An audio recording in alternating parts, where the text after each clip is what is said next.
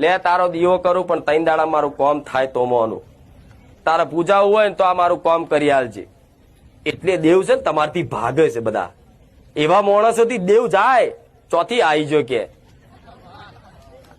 આયો તોથી ચાલુ પારખા કરવાનું.